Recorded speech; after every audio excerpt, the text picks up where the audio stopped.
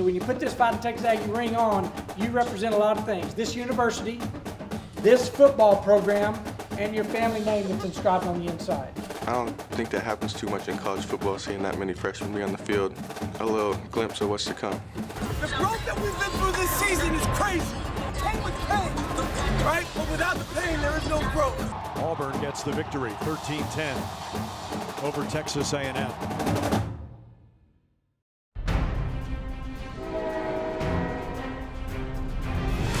When the process is right, the results are there. You ain't gonna get it. They ain't gonna give it to you. Get there the same way you just got here. One play at a time, one situation at a time. Love, trust, and believe. Stay true to the process. Everything will be good. We do things right. We're always going to do things right. We're always going to be here. We're going to dominate the game. Put your will upon it.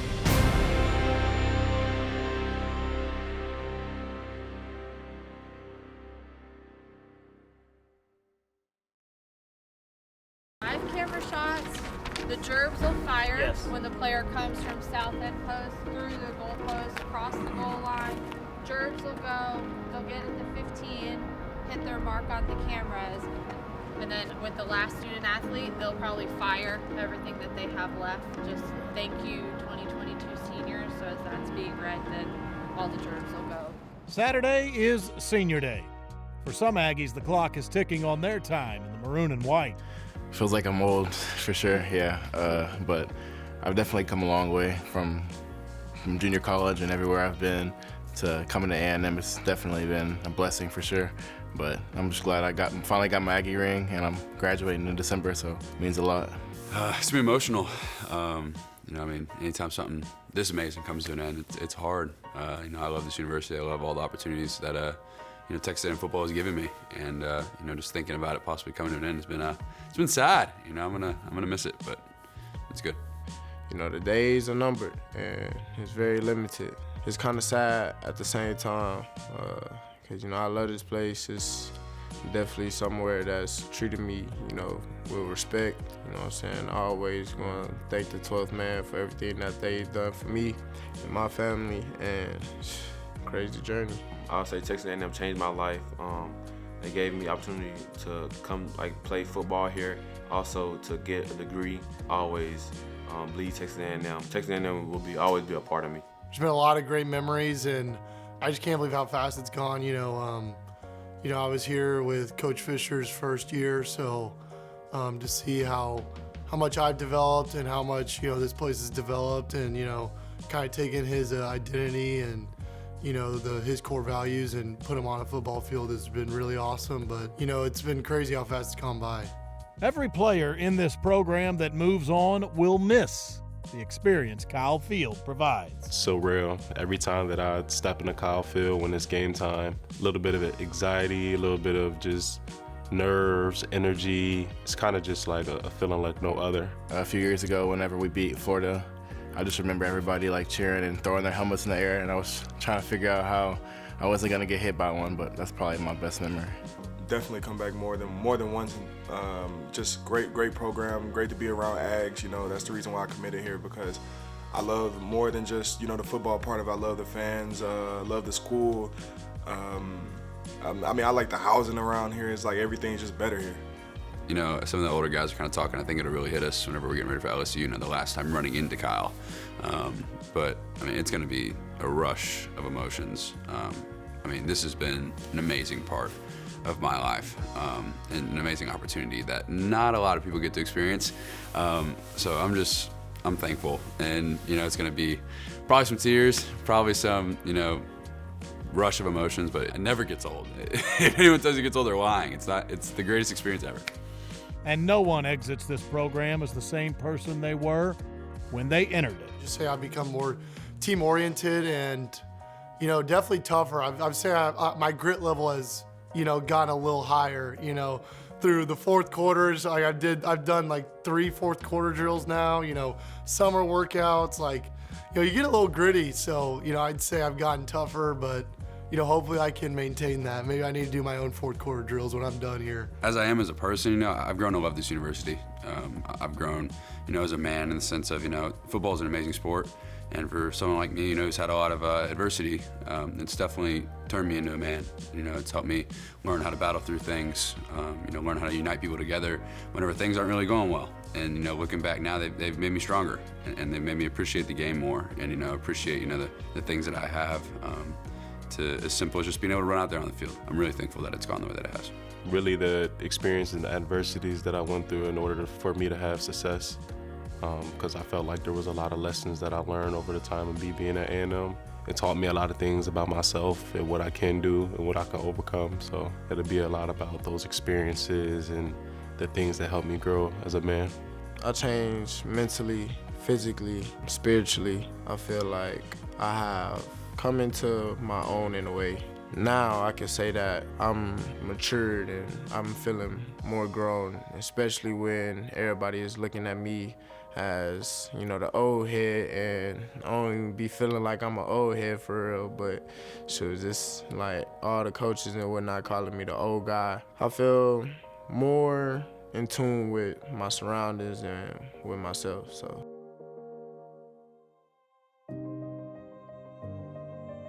Saturday is also Military Appreciation Day, a great day to say thank you. My dad, he served 20 years, 20 plus years actually in the Navy.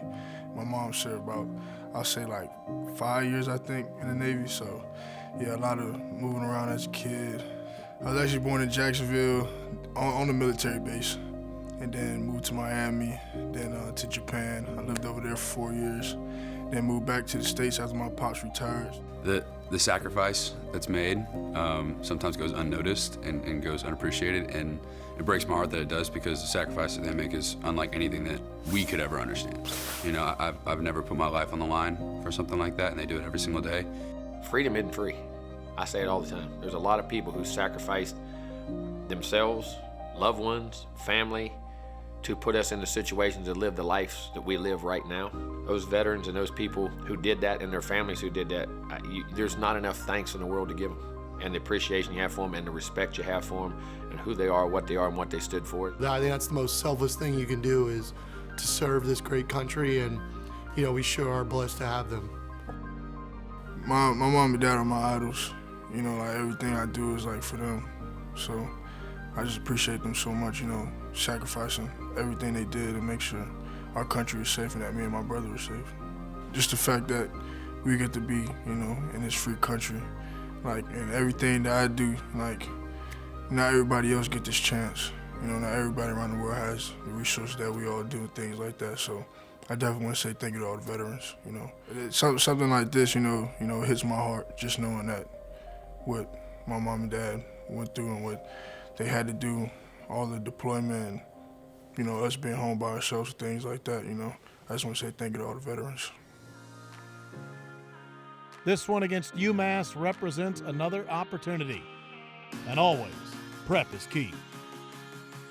Players will have a pregame shirt t-shirt that they wear that'll have military imprint with Texas A&M, and gloves which have a military imprint on it as well. Black beanie with a A&M logo camo outline on it. Their sacrifice, the service that they give to this country, it's a small token of what we can do to say how much we appreciate what they've done for our freedoms.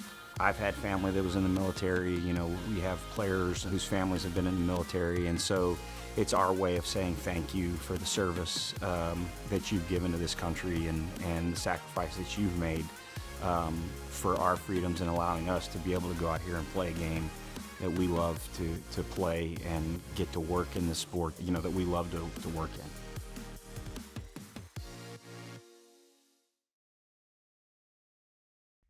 The Pulse, Texas A&M football, is presented by 44 Farms, the official beef of Texas A&M athletics, and ABC Home and Commercial Services, official pest control partner of Texas A&M athletics.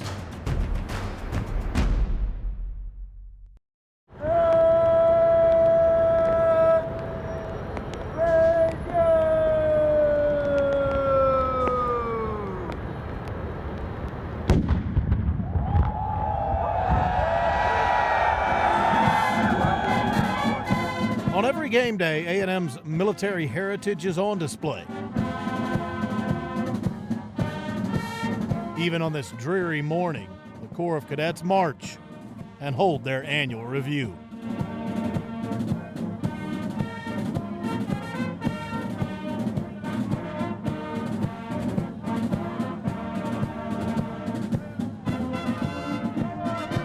The ceremonies continue inside Kyle Field pregame as the program celebrates the seniors.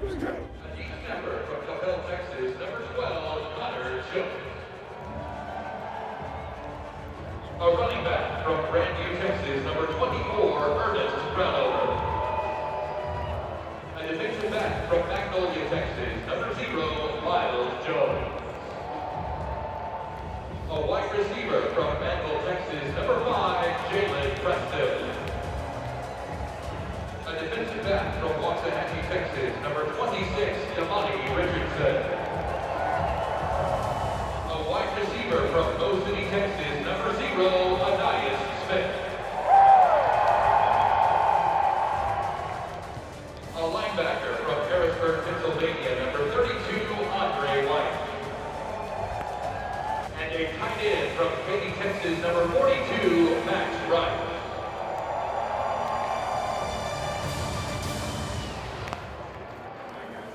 Hey, focus on what you got to do. You need to start fast, finish strong. Start fast, finish strong. You have to set the tempo from the beginning. We're going to come out and be aggressive. We're going to be aggressive. Handle our business, okay? Have fun, man. Trust your eyes. React. Have fun. Do the things we got to do. But I'm going to tell you what we got to have right now. What I don't see in here right now is enough energy. I want to see the energy in your eyes. I want to see the energy in your body language. We got to get going from the get-go. Set the tone. Don't let anything not set the tone from the get-go. Okay? Set it from the get-go. Great on third down, convert. Win first and second down. Keep continuing to pound it. Do your things you got to do and handle your business. What you got to handle right there. All right? Score touchdowns in the red zone. We get down. They know they're going to be gritty. They're going to be diving down in there. We got to break through tackles, block, be physical, make contested catches, throws, be aggressively intelligent, play with great anticipation and knowledge down there, 15. Trust your eyes. Trust everything about everything. Know when to protect. Know where the blitzes are. Make your calls. Don't overthink things and get them going. You set the tone. Don't let them set the tone. And even though if it's a no-huddle play, we want to play the no-huddle tempo, getting up there, okay? Cadence will be normal unless it's a hurry-up play. But we got to get up there and set the tempo. Don't wait on them to get set. Don't wait on them to get set and get down and do what we got to do.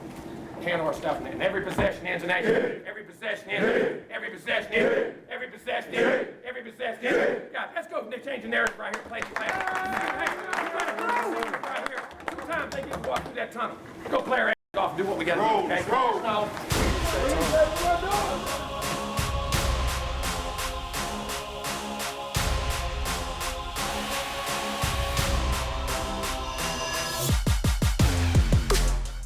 And Jalen Preston. Fields at the 5. In between the numbers and the hashes on the right side to the 20, the 25, the 30. In front of the Aggie sideline to the 35-yard line. A 30-yard return for the senior. Triangle on a 3rd and 10 for the Aggies. 34% on third down. A lot of time.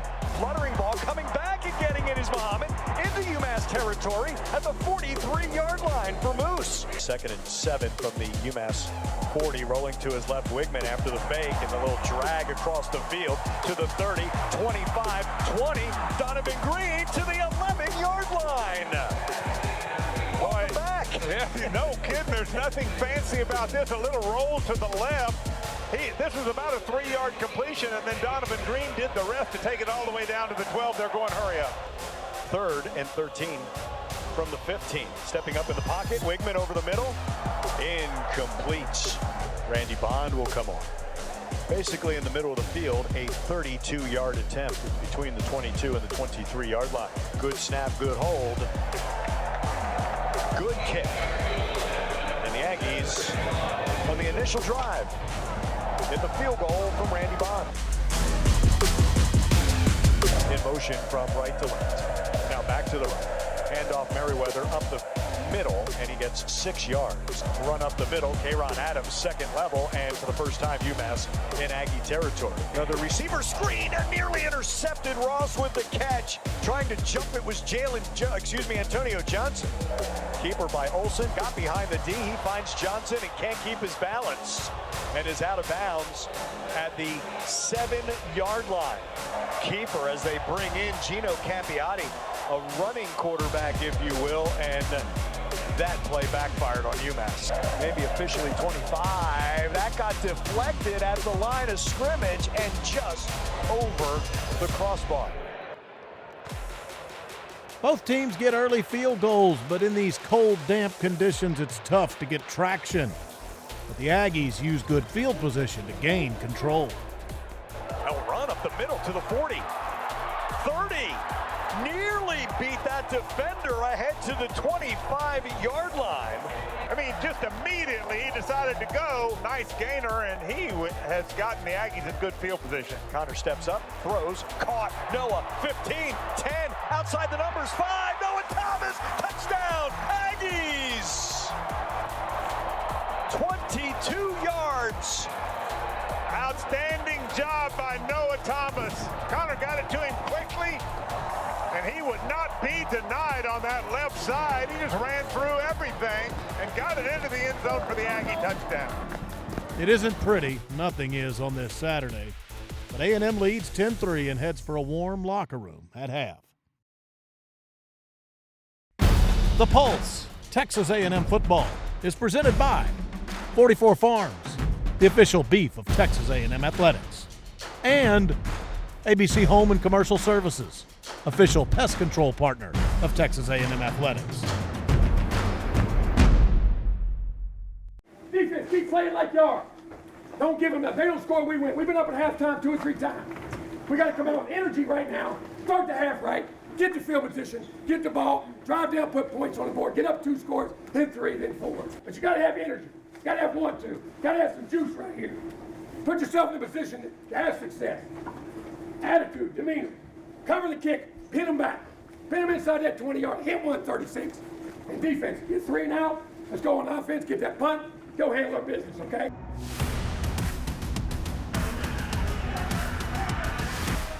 Up a TD to start the third quarter, A&M is looking to add to the lead. Handoff Amari Daniels, and he's ahead to the 44-yard line, a 7-yard gain. Daniels up the middle, first down and more, and he slithers ahead to the UMass 47-yard line. 2nd and 8 from the UMass 45 on the right hash. Connor over the middle, the slant. Moose catches it and taken down. Toss right side. Daniels around the right side. 35-30, 25-20. Amari Daniels inside the 15 and out of bounds at the 12. 3 receivers left side. Connor for Moose. Incomplete. The defender had his hands all over Moose. Randy Bond, this will be a 35-yard attempt. Randy Bond hits. 35-yard field goal. The Aggies, a 13-3 lead on UMass. 7:49 to play in the third. UMass going for it on 4th and 6. They're 13 of 27 on 4th downs. Empty backfield. Pressure from Harris. Martrell has it. It's fumbled. Chris Russell Jr. picks it up. Stays on his feet and to the 43-yard line. The sack, the fumble caused by Martrell Harris. And the Aggies take over. Crown over and Moss in I formation. Second back Moss to the 50, 45, 40. Le'Veon cuts to the outside in front of the Aggie sideline. Stays in bounds. Shouldered out at the 27-yard line. Le'Veon Moss. 3rd and 4. Connor over the middle. Through the hands of Moose Muhammad and incomplete. So a 45-yard attempt for Randy Bond. Connor choked the snap. Constantinu the hold. Line drive. Missed it. The defense is sending a clear message to the Minutemen, but it's going to be a long afternoon. Olsen. Here comes Turner. Dives. Olsen throws deflected out of bounds. Incomplete. 2 receivers to the left. Tight ends on the left wing. Single receiver to the right. Olsen. Pocket. Rolls right. McKinley after him. Throws too high. Incomplete. McKinley Jackson, Martrell Harris were over there when Olsen rolled right, and he just overthrew everybody, turned over on downs. 2 receivers right, Preston and Thomas. And Le'Veon Moss with a big hole on the left side. Just tripped up across the 25-yard line. Le'Veon Moss to the right. Preston and Thomas receivers right. Le'Veon left side, cuts back 20. Inside the 20-yard line, nearly the 15-yard line. In motion comes Preston. Lines up between Zune and Dewberry. Give to Moss right up the middle. Le'Veon Moss, touchdown. Aggies from 12 yards. His first as an Aggie. And a great job by that offensive line this whole series. 3 plays, the same play. They pick up 2 first downs and then blow it open up the middle as Le'Veon Moss goes in for the touchdown. The 6-game losing streak is over, and on a day you honor the seniors, this entire team with a victory, 20-3 over UMass. First of all, guys, congratulations. I know it's been a while. You had a victory, but hey, you did a hell of a job. Out there, just tough elements, things you did. You battled in the game, you played in the game. Like I said, we knew defensively they were paying the butt for what they did, and they were going to stack it and get in there in tough conditions to handle. Defensively, I thought we're outstanding in the game. They got 1 drive in the game. They already stopped. We got some critical 4th down stops. Played the run really well. Played your down and distance stuff really well. Leveraged the ball, I thought. Tackled well. I mean, I thought you played a really good football game. And you kept going in that. Well, offensively, we moved the football. Then you shoot yourself in the foot. Didn't finish 2 drives in the red zone, and we had 3 turnovers. And all of them were down there where we're going to get points. You know what I'm saying? And what we did. So we got to take care of that. So there's a lot to work on. But also you got to learn, hey, you learned to win again. You did that. You did the things you had to do. Proud of special teams. Moose did a great job of catching. Where's Moose at? Did a great job of getting those short punts. Not letting that ball hit the ground. Kept us in great field position. Got the returns. And what we did there, we actually got a block on that field goal. Unfortunately, got a hand. Somebody got a hand on it. And but just he got it over. But you had great effort in special teams. Had the 1 return, we just didn't squeeze the edge over there. We got leveraged out on that 1 kickoff return that we did. But you guys, hey, great win. Hey, I tell you this, any win's a great win. Don't ever take wins for granted, man. I don't care. Been in the business too long. Don't you ever take wins for granted. It's a hell of a win. Seniors, congratulations on senior day. But now we got 1 more, guys. We got 1 more. We got to finish this thing the right way. We got to finish this thing the right way. Got a great LSU team coming in here. We're going to have 1 great week of preparation and go play our tails off one last time with these seniors in this stadium right here and showcase and play our tails off and get everybody healthy this week, get everybody back to doing what we're doing, and play 1 heck of a game and see what then we'll go from there, okay? I'm very proud of you guys, happy for you guys, and great win. Good job. I still think our kids played physical. I think they played hard. And I think that's one of the greatest things about it. I was asked the question, well, you won this game, and I know you're expecting a great season, but what do you get out of this? You understand who your kids are. You understand who your character is. I mean, one thing we're disappointed too. We haven't gotten the results we wanted. We're not satisfied. We're not happy. We've got to coach better, got to play better. But there's no lack of want to. There's no lack of effort. There's no lack of trying to play physical, of trying to do the right things and coming to work every day. I'm going to tell you what, you're going to go through tough times in your life. And the seniors will benefit from this and the ability to show the NFL, no matter what the circumstance, you're getting the guy who's going to play hard. And these young guys, all right, we understand what the next level we got to get to, but we're never going to not prepare, not practice, and not stay together. And there's valuable lessons in that. And some guys you don't ever know that about because they don't ever go through it. Unfortunately, we're finding that out. And that's what I think in the game we showed a lot of. We just kept playing no matter who it was, the circumstances on, and hopefully we can finish this week against LSU.